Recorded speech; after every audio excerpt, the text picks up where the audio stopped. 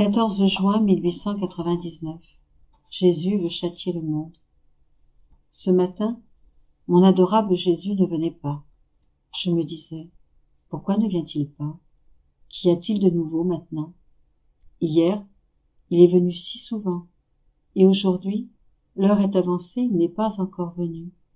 J'ai le cœur brisé, comme il faut être patient avec Jésus. Le désir de voir Jésus souleva une telle lutte dans tout mon être que j'ai cru en mourir de douleur. Ma volonté, qui devrait tout dominer en moi, tenta de persuader mes sens, mes penchants, mes désirs, mes affections et tout le reste de se calmer, puisque Jésus allait venir.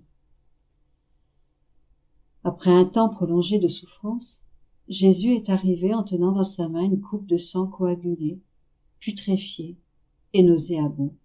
Il me dit, « Tu vois cette coupe de sang? Je vais la verser sur le monde. » Pendant qu'il parlait, ma maman, la très sainte Vierge, est venue et mon confesseur était avec elle.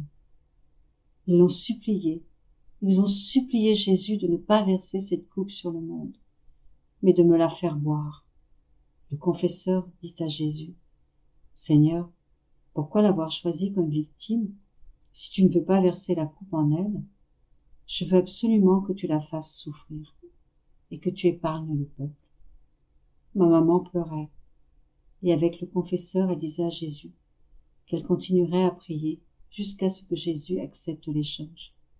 Au début, Jésus semblait presque désapprouver la suggestion, et il persistait à vouloir verser la coupe sur le monde. J'étais confuse et ne pouvais rien dire, car la vue de cette horrible coupe me remplissait d'une telle terreur que j'en tremblais de tout mon être. Comment pourrais-je la boire? Cependant, j'étais résignée. Si le Seigneur me la donne à boire, j'accepterai.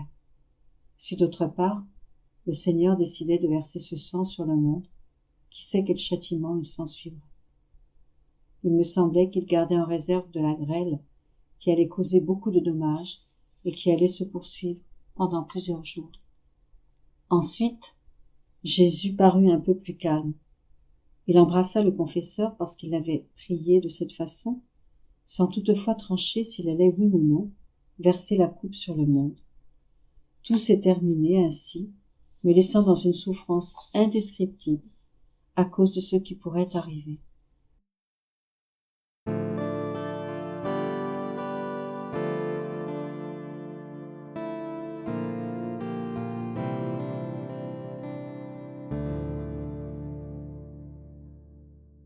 « 14 juin 1900. Je souffrais beaucoup. Quand il vint, mon adorable Jésus sympathisa beaucoup avec moi et me dit, « Ma fille, pourquoi souffres-tu tant? Laisse-moi te réconforter un peu. » Cependant, il souffrait plus que moi. Il baisa mon âme et m'attira hors de mon corps. Il prit mes mains dans les siennes, plaça mes pieds sur les siens et ma tête contre la sienne. Comme j'étais heureuse de me trouver dans cette position. Même si les clous et les épines de Jésus me donnaient des souffrances, j'aurais voulu qu'elles augmentent. Elles me donnaient de la joie. Jésus aussi semblait content, parce que de cette manière, il me gardait près de lui. Il me semble qu'il me soulageait et que j'étais un réconfort pour lui. Dans cette position, nous sommes sortis. Ayant rencontré le confesseur, j'ai immédiatement prié pour lui et j'ai dit au Seigneur d'être assez bon de lui faire goûter la douceur de sa voix. Pour me plaire, Jésus se tourna vers lui et lui parla de la croix en disant, « Par la croix, ma divinité est absorbée dans l'âme. La croix la fait ressembler à mon humanité et copie en elle mes œuvres. » Ensuite, nous nous sommes promenés dans les environs. Oh, que de spectacles navrants nous avons vus. Mon âme en était transpercée de part en part. Nous avons vu les graves iniquités des hommes, eux qui ne se conforment même pas à la justice. Au contraire, ils se lancent contre elle avec furie, comme s'ils voulaient être blessés 2 fois plus. Et nous avons vu la grande misère vers laquelle ils se dirigent. Puis dans un grand chagrin, nous nous sommes retirés. Jésus disparut et je réintégrai mon corps.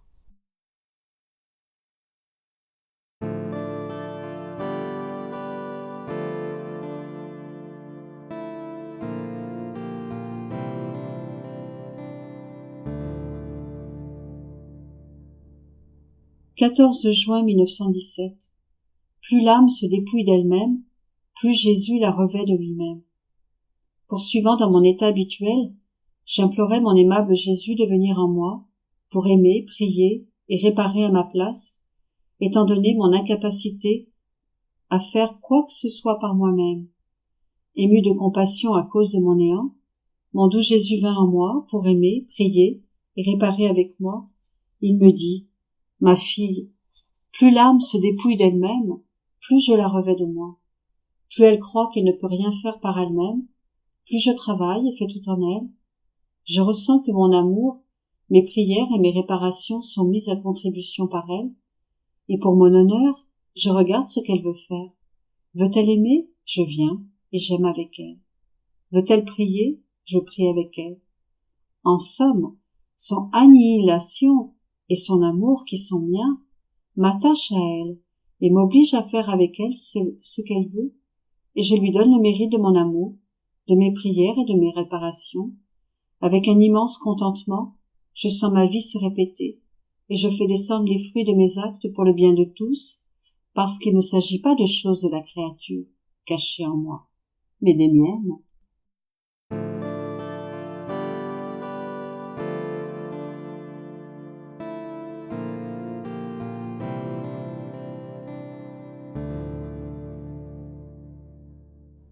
« 14 juin 1918. Jésus veut que l'âme manifeste l'amour qu'elle reçoit de lui, afin que les autres deviennent également amoureux de lui. Un soir, après que j'eus fini d'écrire, mon doux Jésus vint et me dit, « Ma fille, chaque fois que tu écris, mon amour éprouve un nouvel épanchement, un nouveau contentement, et je me sens plus portée à te communiquer mes grâces. Sache cependant que je me sens trahie quand tu n'écris pas tout, que tu omets de parler de mes intimités avec toi et de mes démonstrations d'amour. C'est que, dans ces manifestations amoureuses, je cherche non seulement à t'inciter à me connaître et à m'aimer davantage, mais je m'intéresse aussi à ceux qui vont lire ces textes et dont je pourrais recevoir plus d'amour. Si tu n'écris pas ces choses, je ne recevrai pas cet amour et je me sentirai trahie. » Je lui répondis, « Ah, mon Jésus, ça me demande un tel effort de mettre sur papier certains secrets et certaines intimités entre toi et moi. Il m'apparaît que tu dévies avec moi des voies usuelles que tu utilises avec les autres. » Il me répondit, « Ah, c'est la faiblesse de beaucoup. Par humilité ou par peur, ils cachent l'amour que j'ai pour eux, et ce faisant, ils me cachent. Au contraire, ils devraient manifester cet amour pour me faire aimer. Ainsi, je suis trahie en amour, même par les bons. »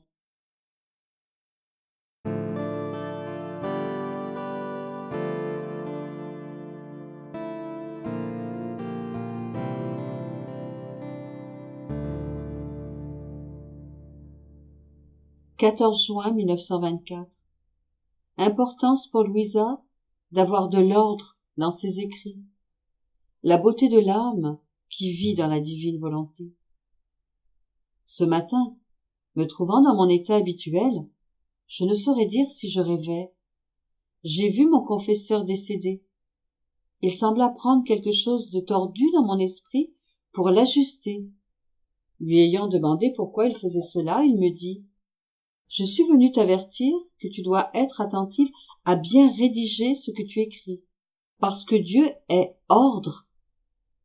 Si tu négliges une phrase ou un mot que le Seigneur te dicte, cela pourrait être une source de doute ou de difficulté pour ceux qui liront tes écrits. » En entendant cela, je lui dis, « Peut-être as-tu eu connaissance que j'ai été négligente. » Il reprit, « Non, non, mais sois toujours attentive. Assure-toi de toujours écrire clairement et simplement ce que Jésus te dicte. Ne néglige rien, car si tu omets une petite phrase ou un simple mot, ou que tu dis les choses différemment, il pourrait y avoir manque d'ordre.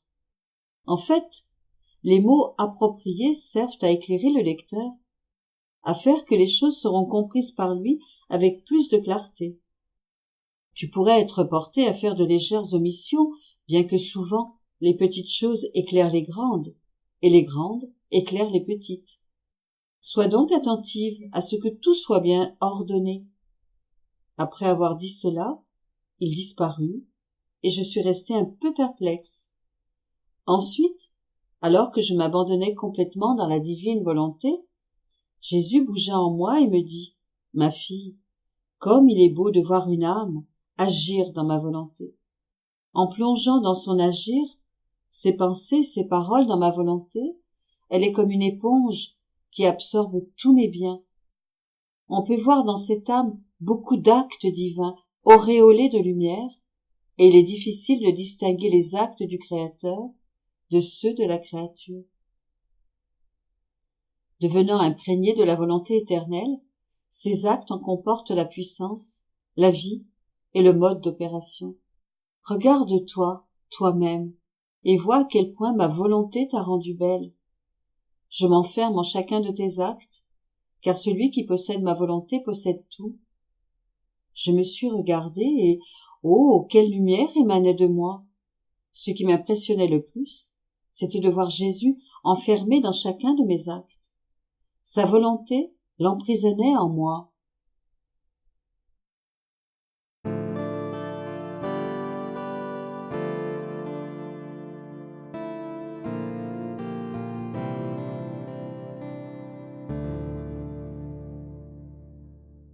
« 14 juin 1929.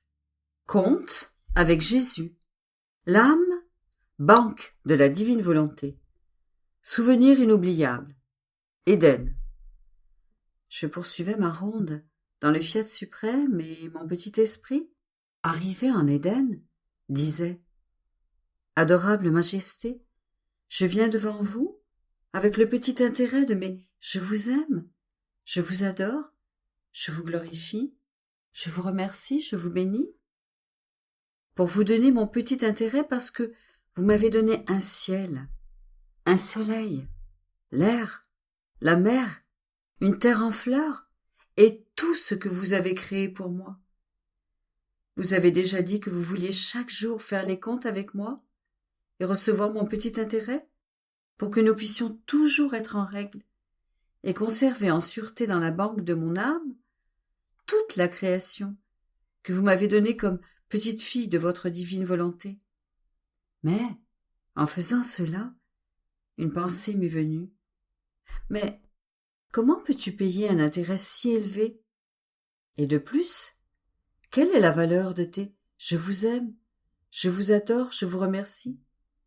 Et mon doux Jésus, se manifestant en moi, me dit: « Ma fille, c'était un accord entre toi et moi, que je placerais toute la création dans la banque de ton âme, et que tu m'en verserais l'intérêt en la remplissant de tes « je vous aime, je vous adore, je vous remercie ». Et comme je te voyais gêné, en raison d'un si grand capital, craignant que tu ne rejettes ce grand don que je te fais, et pour t'encourager à le recevoir, je t'ai dit: je me contente d'un petit intérêt, et nous ferons les comptes chaque jour, ici, en Éden.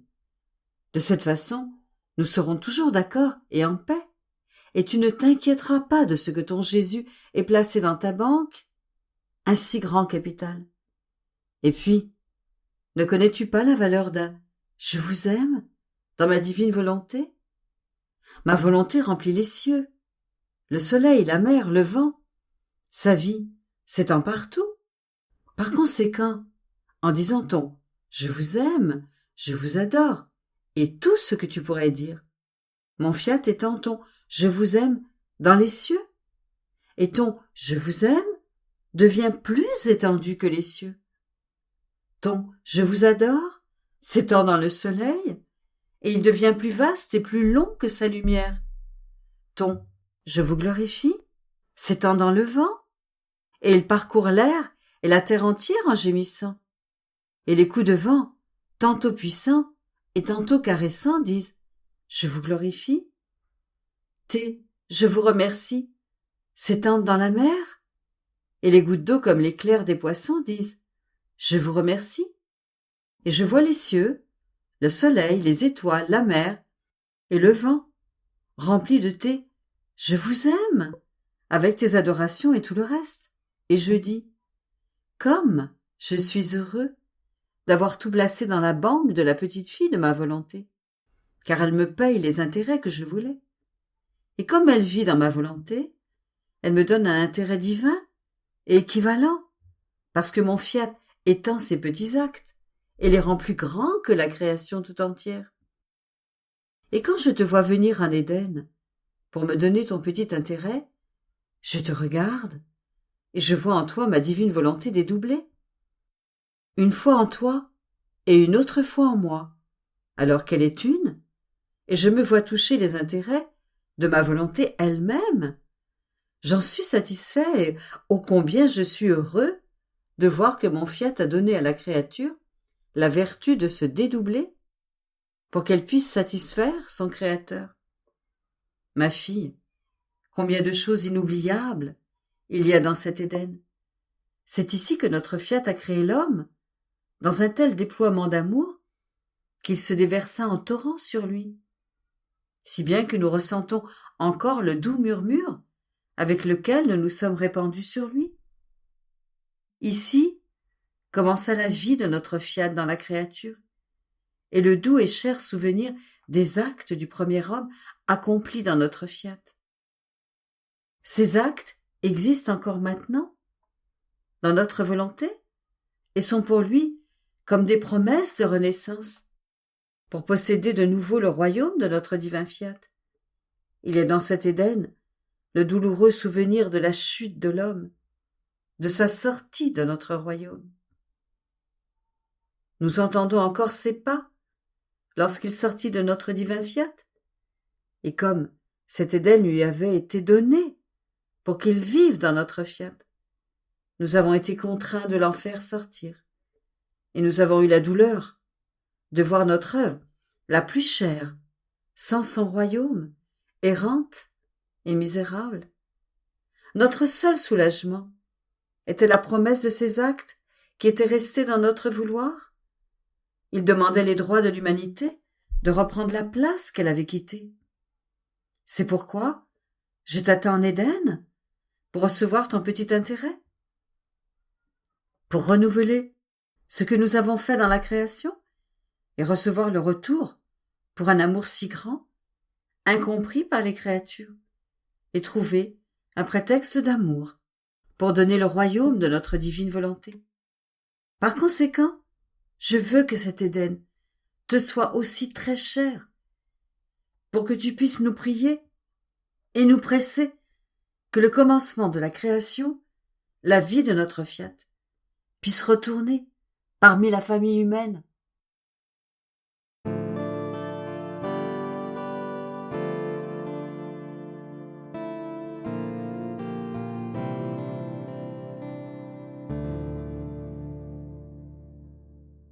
« 14 juin 1936. Dieu et sa volonté. Sa volonté avec la création, sa volonté avec les êtres célestes, sa volonté en désaccord avec la famille humaine. Le divin vouloir m'appelle avec force dans la mer interminable de sa volonté, et, oh, comme on y est bien!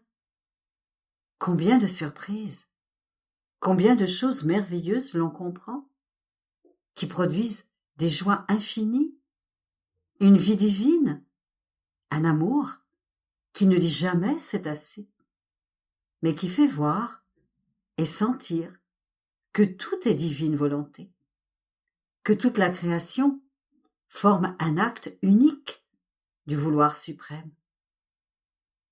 Mon esprit se perdait en lui, lorsque mon doux Jésus me rendit sa petite visite et, avec un amour inexprimable, il me dit : « Bienheureuse fille de mon vouloir, tu dois savoir que le chef du royaume de ma divine volonté est Dieu lui-même. Notre divinité ne fait que continuer son acte unique. Nous ne faisons jamais la volonté de quiconque, mais toujours la nôtre. la couronne de nos attributs, est dominée par notre fiat.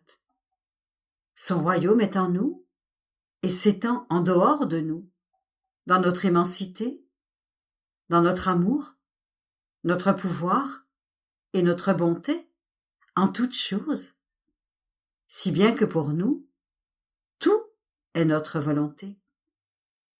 En second lieu, viennent la création, les cieux, les soleils, les étoiles, les vents et les eaux, ainsi que le plus petit brin d'herbe. Ils ne font rien d'autre qu'un acte continuel de notre fiat. Il y a entre eux et nous un acte respiratoire. Nous émettons le souffle de notre volonté et la création le reçoit. Et, en l'émettant à son tour, elle nous donne le souffle que nous lui avons donné. Ce sont tous des effets que notre volonté a insufflés en eux et elle s'unit à notre acte unique. Combien de gloire et d'honneur ne recevons-nous pas? Combien notre être suprême est exalté, simplement de ce que notre volonté a insufflé dans toute la création. Qui sait comment nous rendre le souffle que nous lui avons donné?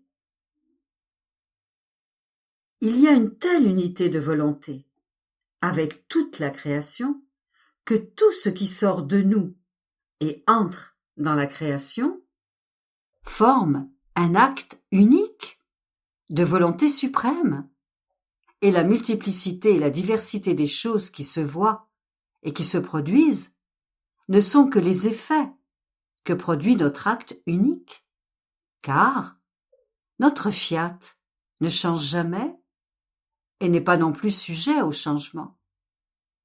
Toute sa puissance est réellement de pouvoir faire un acte unique pour produire tous les effets possibles et imaginables.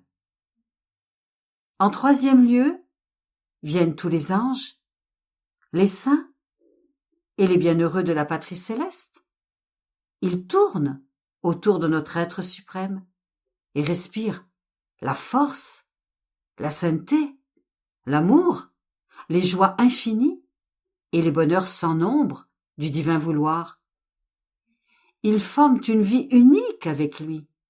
Ils ressentent en eux cette vie comme leur propre vie. Ils la ressentent à l'extérieur, quand elle leur apporte la mer d'un bonheur divin toujours nouveau. Mais unique est l'acte que forme dans le ciel la divine volonté. Un est le souffle. Une seule chose est nécessaire, la divine volonté. S'il fallait jamais que dans le ciel entrât un seul acte, un seul souffle, qui ne fût pas la divine volonté, la céleste patrie perdrait tout son enchantement, toute la beauté et tout le charme dont elle est investie. Mais cela ne peut pas être. Tu vois par conséquent que mon fiat détient toute la suprématie. Un seul souffle remplit les bienheureux de mers de joie et de bonheur incomparables, et en émettant le souffle, notre divinité ressent le bonheur dont jouissent tous les saints, et nous magnifions notre vouloir suprême comme commencement, source et origine de tous les biens. En quatrième place vient la famille humaine. Les créatures tournent autour de nous, mais comme leur volonté n'est pas une avec la nôtre, elles ne respirent pas notre vouloir, qui apporte l'ordre, la sainteté, l'union et l'harmonie avec son Créateur. Par conséquent, elles restent éparpillées, désordonnées et loin de nous. Ce sont des êtres malheureux. La paix, le bonheur, l'abondance des biens se trouvent loin d'eux, et tous les maux viennent de ce que notre volonté n'est pas la leur. Nous n'échangeons pas notre souffle et cela empêche la communication de nos biens, l'union parfaite avec notre être suprême. Notre main créatrice, qui devrait former son chef-d'œuvre le plus beau en chaque créature, en est empêchée par l'absence de notre volonté. Elles ne trouvent pas leur âme préparée, adaptable, pour rendre faisable notre art divin. Là où manque notre vouloir, nous ne savons que faire de cette créature.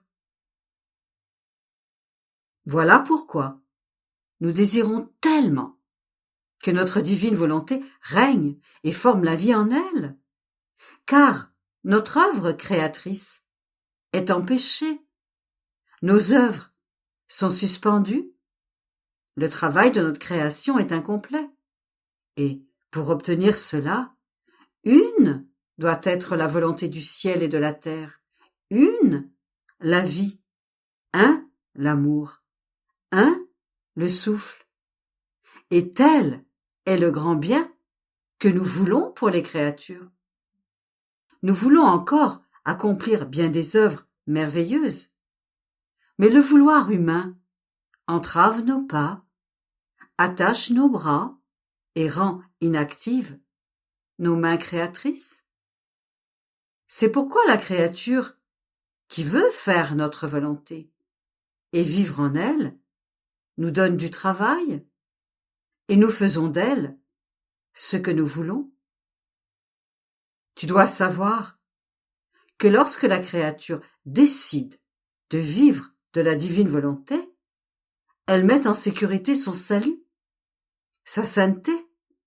Nous sommes en elle, comme dans notre maison, et sa volonté nous sert de matériau dans lequel nous prononçons le fiat en chacun de ses actes, afin de former des œuvres dignes de celui qui vit en elle. Nous agissons comme un roi qui utilise les pierres, le tuf et le mortier pour former un palais somptueux afin d'émerveiller le monde entier. Pauvre roi, s'il lui manque les pierres et les matériaux nécessaires pour bâtir le palais, bien qu'il ait toute la bonne volonté et tout l'argent pour le faire, faute de matériaux, il restera sans palais. C'est notre cas, s'il nous manque la volonté de l'âme. En dépit de notre puissance et de notre volonté, nous ne pouvons pas former dans l'âme le magnifique palais digne de notre résidence, s'il nous manque la volonté de l'âme. Mais lorsque la créature nous donne sa volonté et prend la nôtre, nous sommes en sécurité. Nous trouvons tout à notre disposition. Les petites choses, comme les grandes, les naturelles et les spirituelles, tout est à nous, et nous pouvons nous servir de tout pour accomplir l'œuvre de notre fiat omnipotent. Et comme notre volonté ne sait pas rester oisive, elle fait le rappel de ses œuvres dans le palais qu'avec tant d'amour elle a formé dans la créature. Elle l'entoure de toutes les œuvres de la création. Les cieux, le soleil et les étoiles lui rendent hommage. Elle met en ordre dans la créature tout ce que j'ai fait dans la rédemption. Ma vie, ma naissance, mes pleurs d'enfant, mes souffrances et mes prières, rien ne devrait manquer à ma volonté, parce que tout est sorti d'elle. Tout lui appartient de plein droit, et par conséquent, elle forme, là où elle règne, la centralisation de toutes ses œuvres. Et, oh, les beautés, l'ordre, l'harmonie, les biens divins qui sont formés dans cette créature. Les cieux sont stupéfaits, et tous admirent l'amour et la puissance de la divine volonté, et ils l'adorent en tremblant. Par conséquent, laisse travailler ma volonté, et elle fera de grandes choses qui vont te stupéfier. En plus de notre amour, notre sagesse éternelle a établi toutes les grâces que nous devrions donner à la créature, les degrés de sainteté qu'elle devrait acquérir, la beauté dont nous devrions l'orner, l'amour avec lequel elle devrait nous aimer, et les actes mêmes qu'elle devrait accomplir. Là où règne notre fiat, tout devient réalisé. L'ordre divin est en pleine force, pas même une virgule n'est déplacée. Notre œuvre est en totale harmonie avec les œuvres de la créature et, ô combien, elle fait nos délices. Et, lorsque nous lui aurons donné notre dernier amour dans le temps et qu'elle aura accompli notre dernier acte de divine volonté dans sa vie mortelle, notre amour lui donnera l'envol dans notre céleste patrie, et notre volonté la recevra dans le ciel comme un triomphe de sa volonté agissante et conquérante qui, avec tant d'amour, a vaincu sur la terre. De sorte que son dernier acte sera l'entrée qu'elle fera dans le ciel, afin de vivre, dans notre volonté, un bonheur sans fin. Au contraire, là où notre vouloir ne règne pas, il n'y a pas d'ordre divin, mais combien de nos œuvres brisées et sans effet, combien de vides divins, remplis parfois de passion et de péché. Il n'y a pas de beauté, mais une difformité qui fait pitié.